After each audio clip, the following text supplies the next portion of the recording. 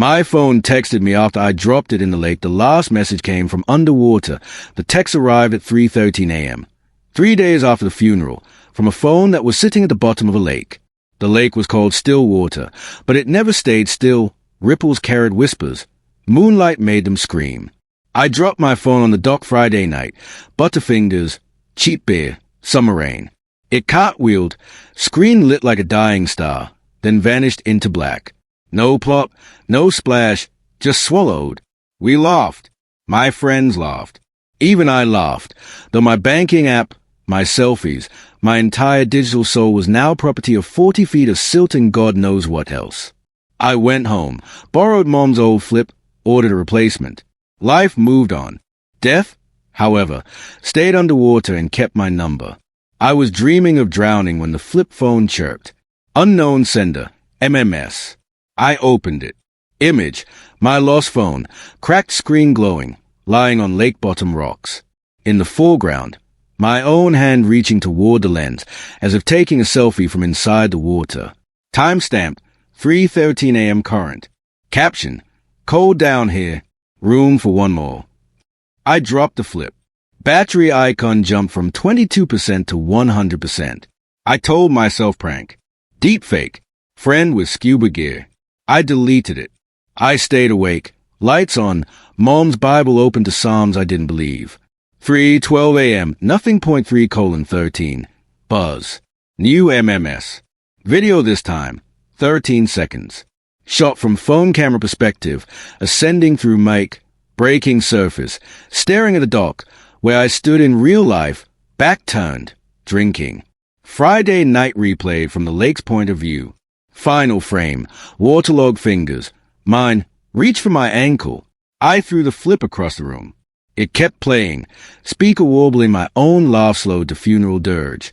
Monday brought news. Casey, the friend who'd been beside me on the dock, never made it home. His truck found idling at boat ramp, door open, keys swinging. Security cam showed him walking back toward lake at 3:13 a.m. Sunday. They dragged water. Found only my phone, still on, flashlight blazing up like a signal. No Casey. I identified the device. Cop bagged it, chain of evidence.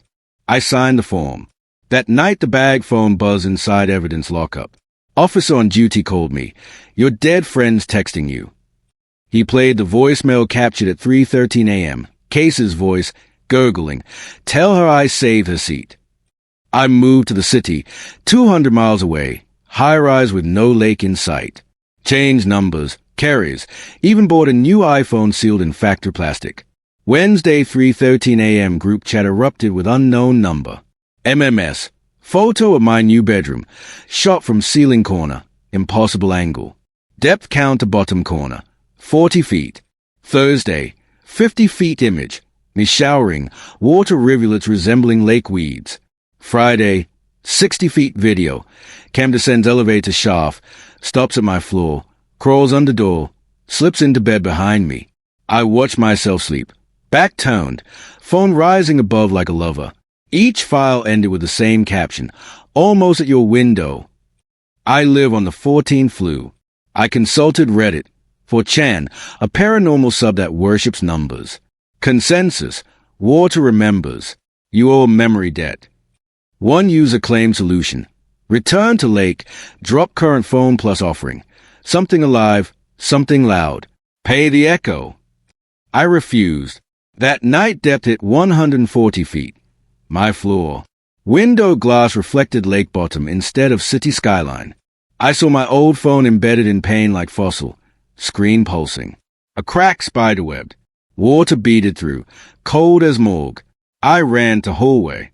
Behind me, apartment flooded in reverse. Water pouring upward from floor, ceiling, walls, until room became aquarium. Fishless. Breathless. Saturday I drove back to Stillwater, trunk loaded. Scuba tank I had in use since college, GoPro, and the factory-sealed iPhone, still in box, never activated. I arrived 2:30 a.m. moon slice silver. Lake surface glass. I shooted, rolled backward off rental boat. Descent felt like entering a throat. At 30-foot torch court shape, my original phone wedged between rocks, screen alive, camera app open, Timer counting midnight.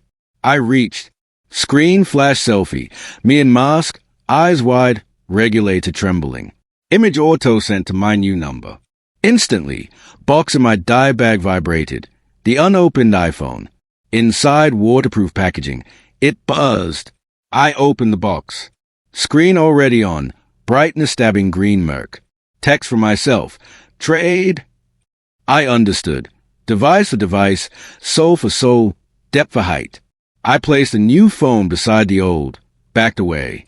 Old screen cracked wider, suctioned the box unit into silt.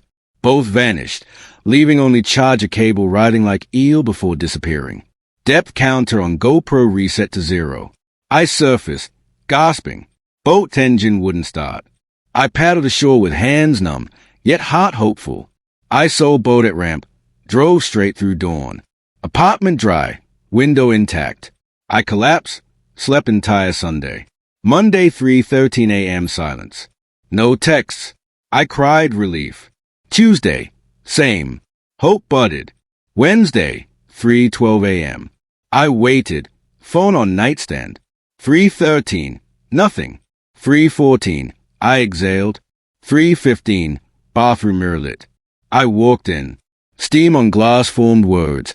Not text, but condensation. Underwater is just upside down sky. See you on the flip side. Behind me, tub filled or faucets off. Water black, smelling of lake bottom.